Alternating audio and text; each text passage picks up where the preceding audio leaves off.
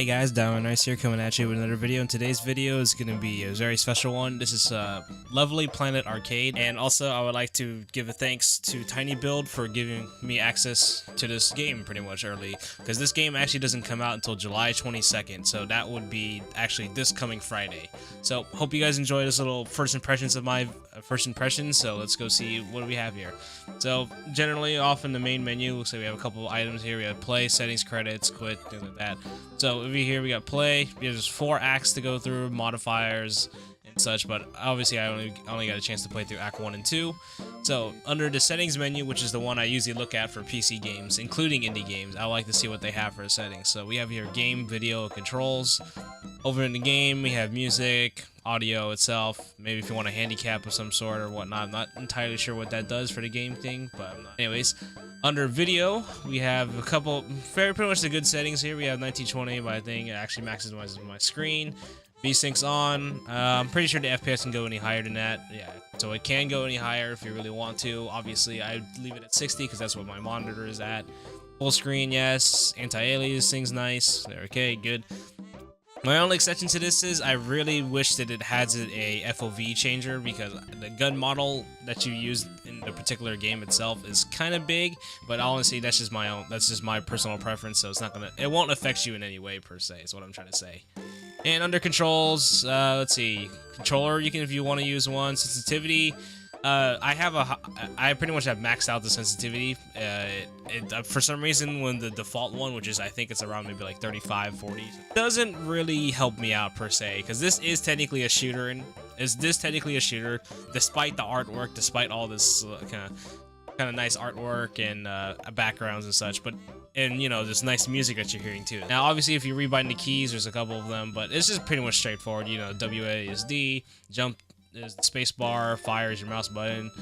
You can restart and then you press back as well. So generally just, you know, kind of the general setup for a first-person shooter, honestly.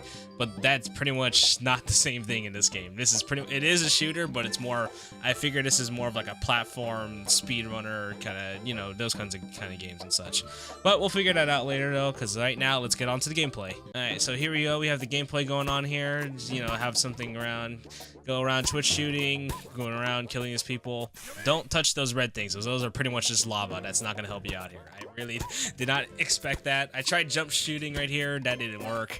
And, you know, this is basically a shooter. It's an on-the-rail shooter. Kind of reminds me of the old Doom days. Kind of, you know, go around strafing,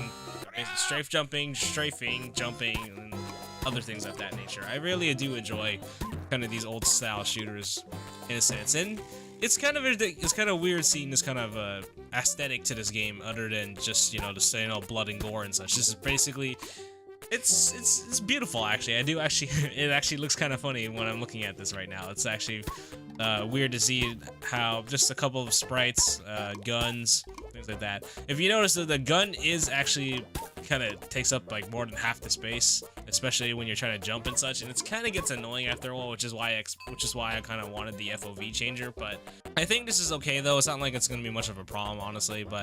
And here's one of the more difficult levels. This is in one of Act 2, but this is really, really hard actually, at least for me, because that took me a while. Because this game is basically a puzzle. This is basically a puzzle shooter. You have to learn from your own mistakes. You got to figure out what's happening here. I thought that it's supposed to be a bomb, but I guess it's not supposed to initialize yet, and not. And please don't touch the red stuff again. It really is not really helpful to you at all. Anyway, so here you go, those teleporters, you got the coins you get to pick up and things. I don't know, I missed the bomb there. So now you have to restart the level all over again. You have to practice all these moves again. You got to do all this stuff. It's basically memorization of the level. You have to basically learn from your own mistakes and go and try to beat the level as fast as you can. Obviously, I'm just going through 1 star right now, but yeah. It's kind of ridiculous how sometimes some of these levels I get. This is one of my hardest levels in my opinion. Maybe I was just screwing up a lot, I'm not sure, but it took me a while to figure this out. Oh jeez, it's just I don't know. It's just like you have that, you have the shooting, you have to go through multiple portals and such. The portals are kind of ridiculous, but that was one of my more difficult ones. I didn't do all of it, but if you haven't noticed, that was just a little timing and such. But now here we have a different level where basically there's a bomb, but then there's a shield guy in front of you. So in a sense, the only way to kill the shield guy is you have to jump. You have to jump up and shoot them at the same time, but also kill off those bombs and such at the same time. So that one, so you have to basically jump shot one person, but then shoot the normal person. I don't know, it gets kind of confusing after a while. It really does. So there, I missed another bomb. Got the bomb there, then all these other sprites come up again. It gets chaotic. It really does get chaotic, and you have to basically time your shots and such. You have to be patient. You can't just shoot all the way through most of the time. You actually have to time it correctly. Most of them, if you figure it out here, there's a bomb here, there's a bomb explosion there, such like that. I don't know. It felt really weird to me in the sense. I really do enjoy. From my first impressions of this game, I actually do enjoy it. It is one of my more weirder games to play because I mean it is an FPS, but it's. The artwork kind of threw me off a little bit but then again, there's no blood and gore. It's just literally, that's why it's called a Lovely Planet, which is actually really nice. I actually do enjoy it. It's, I don't know.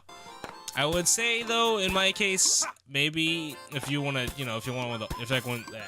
if you're like one of those old style shooters and such, this is actually something I would actually think you would enjoy. This is something just simple, there's only a couple buttons to move around and just basically shoot. That's all it is. You have to shoot, jump shots, basically, as well, and then you gotta time your shots too. But old style shooting, really fun.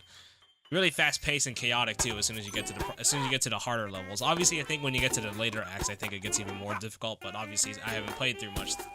So, hope you guys enjoyed the video. It was one of my more interesting videos to go look at and play through. At least my first impressions-wise of this game. This game is called Lovely Planet Arcade. This is apparently a sequel to the 2014 hit indie game called Lovely Planet itself. So, hopefully, you guys enjoyed this video. Hope you guys enjoyed. I'll see you guys soon.